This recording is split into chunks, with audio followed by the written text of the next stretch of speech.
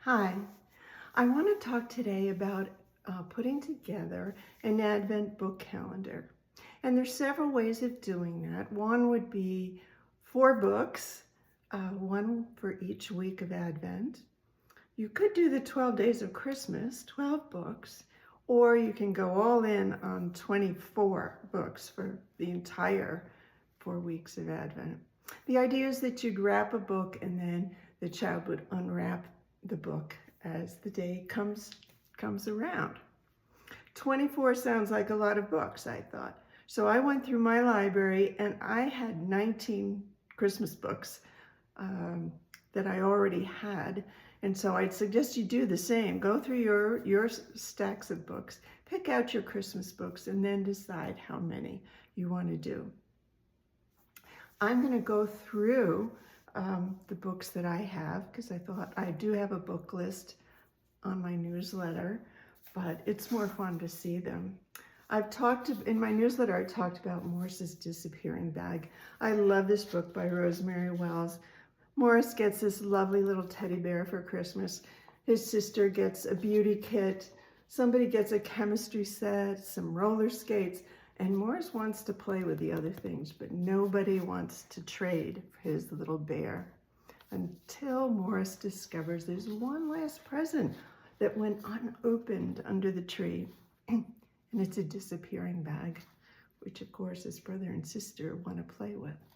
It's a great story, and I really think it's a lot of fun. It's a Christmas story you haven't heard, at least. I have, for the young, I wrote Corduroy's Christmas. This was probably the first Lift the Flap book I wrote, and Corduroy is getting ready for Christmas, and you can look to see who's under the flaps. He makes cookies, he writes his letter to Santa, he wraps presents. But it's a lot of fun for the young toddler Christmas. One of my favorite books, and it's also a movie on YouTube, which I've linked in also my newsletter that you can watch, Child's Christmas in Wales by Dylan Thomas. Longer text, so beautifully written, so evocative of Christmas for a child, and how some of the simplest things stay in our memory for such a long time. Highly recommend. This edition is illustrated by Trina Shard-Hyman. Really lovely, lovely book. Now, some of you may remember back in the day, this is a golden book of the Christmas story. I remember this one, and I remember particularly the blues in it. It's funny how some things stick in your mind, but a very nice retelling of the Christmas story. Also a golden book, Santa's Toy Shop, and this was done by the Walt Disney Studio, but I remember thinking this was a very jolly Santa and liking that one very much. Speaking of Santas, this book by Raymond Briggs, Father Christmas. This book was done in the 70s, and it is basically a graphic picture book talking about Santa. This Santa is a little grumpy, but the pictures are lovely, and you can really go through. A lot of it is just wordless. Most of it is wordless. So it's a great way to sort of sit through and watch what Santa's day is like, Christmas day is like. Okay, very old copy, excuse me, of The Polar Express by Chris Van Allsburg. Beautiful book. You've probably you may have seen the movie as well, but just lovely illustrations, a really very emotional story, and I recommend that one. I wrote a book called The First Night. This is my retelling of the first night, the Nativity. And Steve Johnson and Lou Fancher illustrated this, and it really is quite lovely. It's very simple pictures.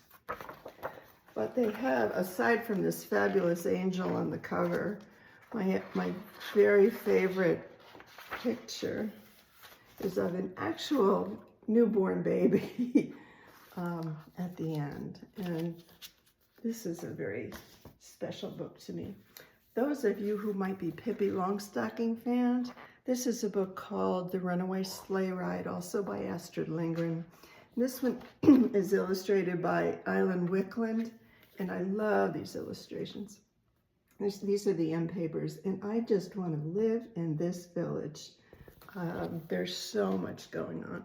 It's about two children who get a little bit lost and need to come home. And you can vary a little longer picture book, but lovely illustrations.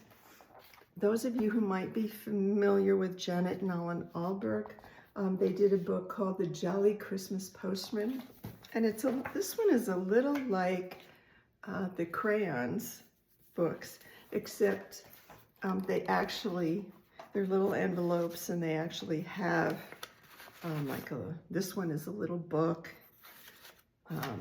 They get a postcard. This is from Santa's Workshop. To Baby Bear and Brother from Goldilocks and Sister. And then, who's been eating my pudding? You know, it's just funny and fun.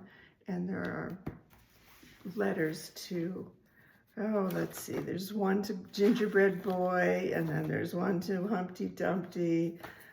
Anyway, that's a lot of fun. Probably so I've posted this a few places. Christmas Wish for Corduroy. I wrote this book as a prequel to Don Freeman's Corduroy and Pocket for Corduroy. I've written 3 picture books, and I think there are 13 or 14 lift the flap books on corduroy. But this one is the story of how corduroy got his name, how he got the overalls, and it ends with meeting Lisa at the end. So if you're familiar with corduroy, that's a good one.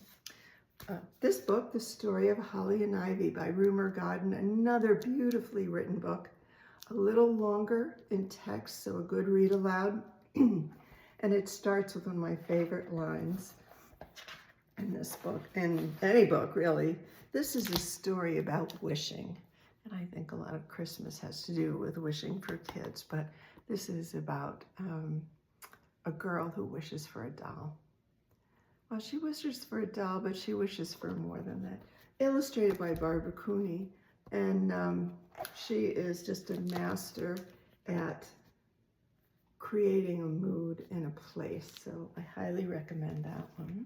Speaking of Barbara Cooney, this is one of my favorite books, probably for a different reason. It's The Remarkable Christmas of the Cobbler's Sons, and it's a Scandinavian legend about a visitor who visits on Christmas Eve, and whether people help or not, but he turns out to be quite the magician. Anyway, the reason I'm particularly fond of this book is that my sons, the three sons, were the models for this book. And so when I go back and I look at the pictures, I think, how fun is that? And they really do, you can kind of see 3 little boys. So, and if you know someone who maybe goes overboard a little bit at Christmas, this is a great book by David Shannon, The Amazing Christmas Extravaganza. And it's about people who like to decorate, but maybe a little too much. You start off with this, and then halfway through the book, you literally have to turn the book this way to kind of get the whole setup of the decorations. But a lot of fun. This book, The Attic Christmas, is a book that I wrote about Christmas ornaments. We used to keep ornaments in a special box when I was growing up, and now I have a special box of ornaments that I love and our children have loved. And I kid around and I say, you know, this, I keep it right near the door to the garage so that if I ever have to leave in a hurry, if this house is on fire, I'm going to grab that box as I go out the door. These ornaments, and I wondered, loving ornaments like that, I wondered what would happen if they lived in a box and one Christmas nobody comes to get them, what they would do. It's a little, that part is a little sad, but what they end up doing is quite interesting, and they all have their personalities. Mr. Macaroni, I probably have no children who've made some macaroni ornaments. An angel, a camel, skier was always the favorite, Silver Bill, and Santa. But that was a book that, this is probably a little hard to find. It's now out of print.